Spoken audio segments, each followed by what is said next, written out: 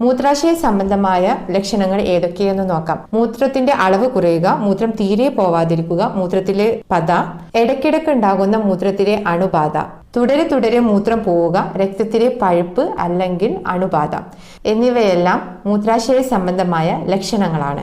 ഇവിടെ പറഞ്ഞ എല്ലാ ലക്ഷണങ്ങളും വൃക്കരോഗത്തിന് മാത്രമുള്ളതല്ല. അതുകൊണ്ട് തന്നെ ഈ ലക്ഷണങ്ങൾ ഏതെങ്കിലും ഉണ്ടെങ്കിൽ നിങ്ങൾ നിങ്ങളുടെ ഡോക്ടറിനെ സമീപിച്ച് വ്യക്തമായിട്ടുള്ള കിഡ്നി ഫംഗ്ഷൻ ടെസ്റ്റൊക്കെ നടത്തി വൃക്കരോഗമാണോ എന്ന് ഉറപ്പുവരുത്തേണ്ടതാണ്. വൃക്കരോഗങ്ങൾ നേരത്തെ കണ്ടുപിടിച്ച് ചികിത്സ തുടങ്ങുന്നത് എന്തുകൊണ്ടും ഉത്തമമാണ്.